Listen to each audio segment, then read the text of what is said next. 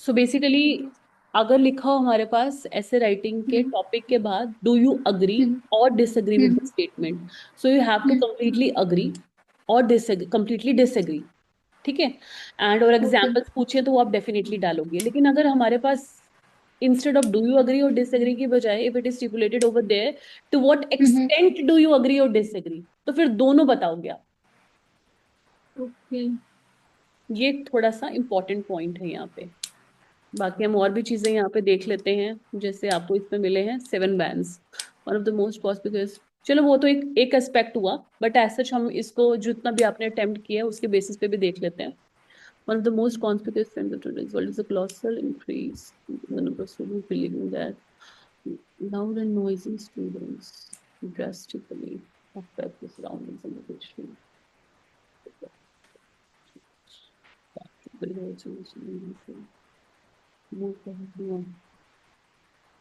Noisy के ऊपर click करो। वहां पे लिखा था बॉइस्ट्रस। बॉइस्ट्रस उसको सिनोनिम ले लिया बॉइस्ट्रस। उसने, क्योंकि इसमें अगर हम सिनोनिम्स यूज करते हैं तो ऑब्वियसली उसका इम्पैक्ट अच्छा पड़ता है ना। चलो इसको हाँ क्रॉस जी। कर दो आप, आगे बढ़ते हैं। हावर में तो कॉमा का वो होगा, हावर पे क्लिक करो आप। कॉमा था उसका। कॉमा है ना। हाँ जी। ठीक है। इसके हाँ भी इतने इतने वो मार्क्स काट काट देते हैं, वो रेड रेड कर पूरे कर देते पूरे हैं। हाँ पूरा कर देते हैं वो, क्योंकि कॉमा आना चाहिए तो मतलब आना चाहिए। Hmm it's a punctuation hmm error है ना। I do not entirely agree with the above mentioned, मतलब ये आपका नेक्स्ट पैराग्राफ नहीं है, आपके उसके कॉन्टिन्यूटी में ही है। मेंशन स्टेटमेंट पे क्लिक करो, आपको बताती हूँ। वर्ब मेंशन स्टेटमेंट, उन्होंने क्या comma. With the verb statement comma. हाँ एक तो कॉमा वाला भी आना था। एंड एक और आपके लिए एक इम्पॉर्टेंट पॉइंट है जो उन्होंने यहाँ पर उसको अलग से नहीं किया है। अगर हम हम्म। पैराग्राफ चेंज करते हैं ना बेटा कभी भी, तो अबव हाँ वाला, जी। अब वो हम करते हैं ना, नहीं तो आप सिंपली कह सकते हो I do not agree with the statement. अगर आप पैराग्राफ चेंज करते हो ना तो अबव वर्ड आता है, वो टेम्पलेट में कैसे भी हो, बट ये छोटी छोटी बातें हमें याद रखनी है। ठीक है। अगर मैं पैराग्राफ चेंज कर रही हूँ तो अबव आएगा मतलब? जैसे अगर आपने इस पैराग्राफ में, सेकंड पैराग्राफ में अगर आप इसके कॉन्टिन्यूएशन में कुछ भी बोल रहे होते राइट, तो फिर अबव मेंशन्ड स्टेटमेंट होता। यहाँ तो उसी पैराग्राफ के कॉन्टिन्यूस में है ना। ओके, तो फिर यहाँ पे अबव नहीं आएगा क्योंकि ये है ही हाँ। First paragraph. I do not entirely agree with the statement comma. ठीक है, क्योंकि स्पेसिफिक ओके। स्टेटमेंट की बात कर रहे हैं हम, वी आर हाँ स्पेसिफिक। जी। तो डेफिनेट आर्टिकल द आ जाएगा, फिर उसके बाद कॉमा आ जाएगा, देन है which will be explained, which will be explained why in this point. ये थोड़ा सा मतलब which will be explained and I will be explaining why in this, ऐसे कि which will be explained in the fourth coming paragraphs, कुछ ऐसे है ना। ये थोड़ा सा अजीब लग रहा है ना, ये देखो, which will be explained why in okay. The following, ऐसे ये अजीब हो गया। और इन्होंने इसकी क्या जस्टिफिकेशन दी है वाई की,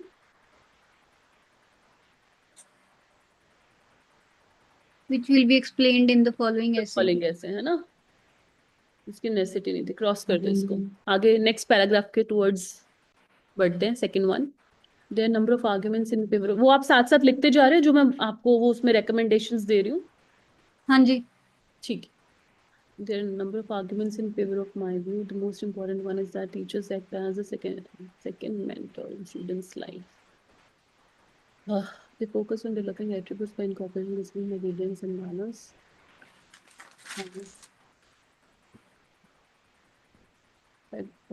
इसमें जितना हो सकता है जस्ट ट्राई कि आप वो वर्ड्स रिपीट मत करो, है ना।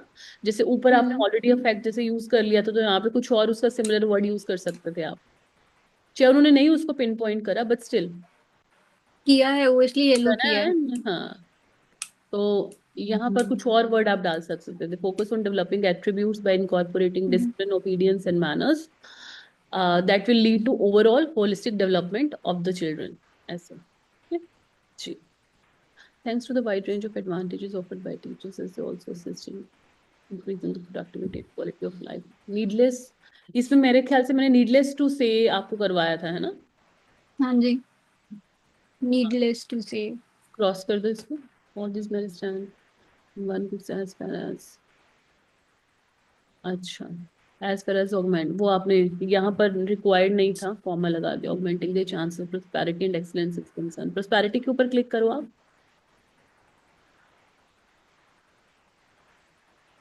इन्होंने टॉपिक की डिमांड के अकॉर्डिंगली यहाँ पे सक्सेस डाल दिया, चलो वो ठीक है। एक कंटेंट एनहांसमेंट के पर्सपेक्टिव से क्रॉस कर दो, next paragraph. Another important, sorry, another important aspect is that being louds affect the mental well, वो लाउड एस लिख हो गया। being loud, being loud. louds, अच्छा एस लगा दिया एक्स्ट्रा, ठीक है। और दैट के बाद भी कॉमा लगा दिया आपने, इज दैट बीइंग, ठीक है बेटा। affects the mental well-being and environment of the class, which results in providing inadequate academic knowledge and O S भूल गए आप इसमें, रिपेक्ट, डिसरिस्पेक्ट करना चाहते थे ना यहाँ पे, डिसरिपीट कर दिया उन्होंने, डिसरिस्पेक्ट कर दो, वो भी सही था डिसरिस्पेक्ट, तो ये तो मैं सिली एरर मानूंगी इसको तो, है ना। Our teaching them separately in different groups could not benefit them in the longer run. Longer पे क्लिक करो। In the long run. हाँ, अगर आप लॉन्गर लिखते तो लॉन्गर पीरियड ऑफ टाइम लिखते, फिर इन द लॉन्ग रन होता ओके। है। लॉन्गर होता तो फिर longer longer period of time period. लिखते हैं। हाँ, ये आप नोट डाउन कर लीजिए। लॉन्गर पीरियड ऑफ टाइम हाँ, और अगर लॉन्गर लिखते तो long. Longer period of time, अगर रन साथ में लिखना है इन द लॉन्ग रन। ये ना सारे कॉलोकेशंस होते हैं, तो एक बार जब भी आपको टाइम मिले आप खुद भी एक्सप्लोर कर सकते हो। इसके अलावा मैं भी आइल्स के पर्सपेक्टिव से आपको कॉलोकेशंस की एक लिस्ट भी दूंगी, आप एक बार मेरे को रिमाइंड करा देना आज। सो इवन मैं आपको देती रहूंगी ये आपके आने वाले जो भी 20 days हैं, तो कॉलोकेशंस काफी हेल्प करते हैं आपको, है ना। The okay. mind feel excluded and turn aggressive and uncontrolled in the growing stages, however, when they are nurtured with utmost love, care and acceptance and total obedience, they'll ये line प्यारी थी। So this can also lead to broaden their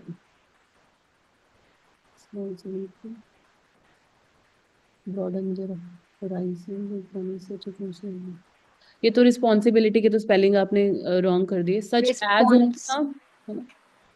and क्या क्या है इसमें, Horizons का हो गया, 7.5 आ सकते थे। ब्रॉडन्स, हाँ ये सब्जेक्ट वर्ब एग्रीमेंट का इशू हो गया ना आपके लास्ट सेंटेंस हम्म, में, सब्जेक्ट वर्ब एग्रीमेंट इशू आ गया आपका, है ना। मैंने सब्जेक्ट वर्ब एग्रीमेंट के ऊपर आपको कोई लेक्चर डिलीवर करा है अभी, नहीं। नहीं ना। तो दो चीजें आप लिख लीजिए, एक तो कॉलोकेशन की लिस्ट, और कल मैं आपको सब्जेक्ट वर्ब एग्रीमेंट के विद रिस्पेक्ट टू भी एक लेक्चर जो है डिलीवर करूंगी, सब्जेक्ट वर्ब एग्रीमेंट मेरे को रिमाइंडर में डाल देना व्हाट्सएप पे, ठीक है। ठीक है। In conclusion one can say that a brighter future for children itself plural word होता है बेटा, brings a हाँ lot of, जी। चिल्ड्रन itself प्लूरल वर्ड है तो ऐसे रिक्वायर्ड नहीं था, okay. brings a lot collocations. of responsibility in their mentors, shoulders as it affects their overall personality, cost of years, आपने सब्जेक्ट वर्ब बोला था ना। सब्जेक्ट वर्ब, हम्म। सब्जेक्ट वर्ब है भाई, ये तो इटसेल्फ प्लूरल वर्ड होता है, चिल्ड्रन, उनदेर मेंटोर, शोल्डर्स। मेंटर्स नहीं हो सकता है। अब देखो, कॉमा। मैं आपको बताती हूँ, यहाँ पे आपका मेंटोर्स, शोल्डर्स, क्लिक करो यहाँ पे, मैं बताती हूँ आपको, दो तीन तरीके से हम इसको कर सकते हैं। इन्होंने इसको सिर्फ क्या लिखना है, ऑन देयर शोल्डर्स, है ना। मेंटोर शोल्डर्स भी सही था, बट यहाँ पे एक इम्पॉर्टेंट पॉइंट ये है कि देखो बहुत सारे स्टूडेंट्स हैं, उनके जो मेंटर्स होते हैं वो डिफरेंट डिफरेंट हो सकते हैं, है ना। So on their mentor shoulders, तो हम स्पेसिफिक मेंटर। एक के बारे में कॉमन बात कर रहे हैं जी। ओके। सो बट ठीक है, नॉट बैड। इसमें आपको लेक्सिकल रिसोर्सेज में तो 8 बैंड्स मिले हैं, ग्रामर में आपने सिली मिस्टेक्स करी and you also know that, right. हाँ जी। बैलेंस एंड कोहेजन में 7 बैंड्स, टास्क रिस्पॉन्स में 5 बैंड्स आपको मिले हैं इसके विद रिस्पेक्ट टू, तो इस इसकी सब कैटेगराइजेशन है। वर्ड काउंट में आपके पूरे 7 बैंड्स हैं। ड्रेसिंग द प्रॉम्प्ट्स, एग्जाम्पल्स नहीं डाले आपने, राइट, उसमें एग्जाम्पल्स था, I think they were specifically asking for the instances, right. 275 word से ज्यादा लिखो तो they start cutting these marks for the appropriate word count, मैंने देखा है। है ना। हाँ, क्योंकि उनको होता है कि मतलब इतना भी नहीं कि 275 to 280 तक भी जाते हो, ठीक है। बहुत ज्यादा लिखते हो 300 के बाद तो वैसे नेगेटिव मार्किंग स्टार्ट हो जाती है, लेकिन try to complete it in 275 to 280 words एक रेंज में, ठीक है। फिर इसमें एग्जांपल्स के कहाँ पे डालें, क्योंकि मैंने थोड़ी सी लाइक इंफॉर्मेशन भी डाली है and I have also copied तो एक दो फ्रॉम लाइंस द। कट कर दो, बट उसमें एक एग्जाम्पल इनकॉर्पोरेट कर दो इस तरीके से। Some study suggest that, example ही तो हो गया ये, है ना। सम तो स्टडी। फिर अगर मैं सम स्टडीज तो थ्रो सजेस्ट है सम, फिर उसके हाँ, बाद इसका लेट्स टेक एग्जांपल एन, कैसे हो लेट्स, सकता है? मैं आपको बताती हूँ। Let's take an instance this way, as per the recent survey conducted by blah blah blah, कुछ भी hypothetical study hmm. Suggested that, some study suggested that, आगे ऐसे करके उसकी रिक्वायरमेंट के हिसाब से इनकॉर्पोरेट कर सकते हो। You have to incorporate not more than 2 sentences, example को लेकर भी। ये मैं आपको 2-3 सेंटेंसेस लिखवा देती हूँ, जैसे कि to throw some more light on it, ऐसे करके लिख सकते हो first sentence. Throw some light on it. To throw some more light on this. Second, to exemplify the same, comma करके फिर आगे जो भी आपने लिखना है, to exemplify the same, exemplify this. to exemplify this या to exemplify the same, कुछ भी कर सकते हो कॉमा डाल के फिर आगे आपने जो लिखना है। या फिर थर्ड आप इस तरीके से लिख सकते हो, some scholars have opined that, ऐसे करके, या they are of the opinion that, लेकिन यहाँ पे एग्जाम्पल है तो they opined in one of the study, या इस तरीके से करके, because they are specifically asking for the example, है ना। या फिर सम, इस पे आप वो भी कर सकते हो, sociologist believed in one of the study, या sociologist in some sociologist in one of the study stated that करके, है ना।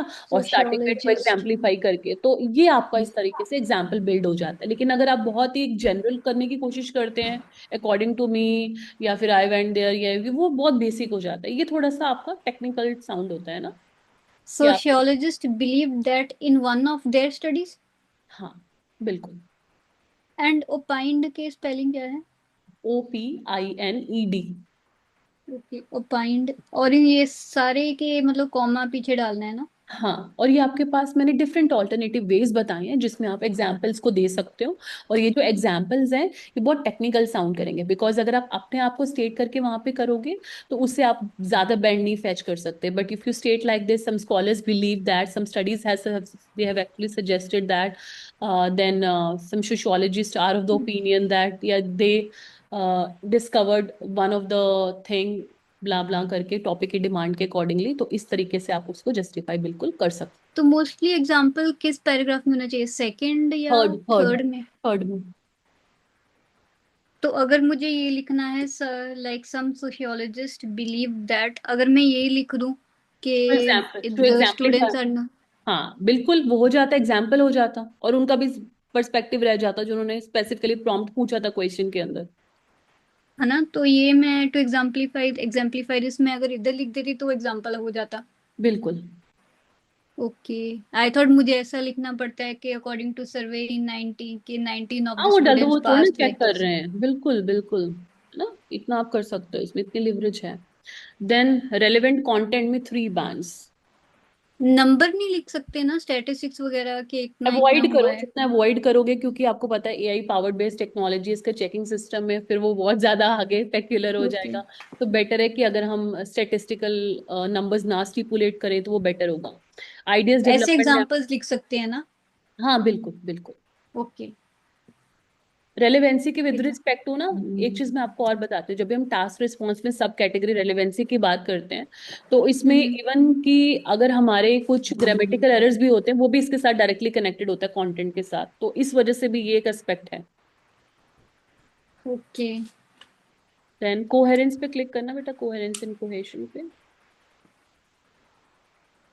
Logical 9 bands, adequate reference 9, readability 9, cohesive 7, introduction and conclusion में यू गॉट 7, कंटेंट एनहेंसमेंट में वही जो, मतलब 2-3 words ऐसे थे which would have been better, तो उस पर्सपेक्टिव से यहाँ पे आपको 6 मिले हैं।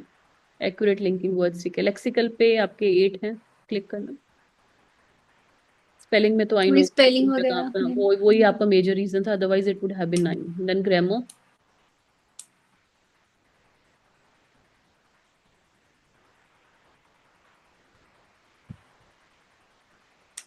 पंक्चुएशन में तो काफी एरर्स हुए हैं, ग्रामर में भी हुए हैं।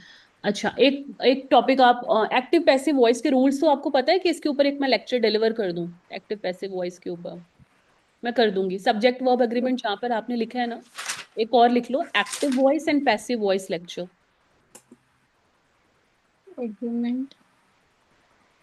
सब्जेक्ट वर्ब एग्रीमेंट जहां पे लिखा है ना, सेकंड नंबर ये भी हाँ बना जी। लो। सेंटेंस फ्रेमिंग, आगे हाइफन डाल के लिख दो एक्टिव एंड पैसिव वॉइस।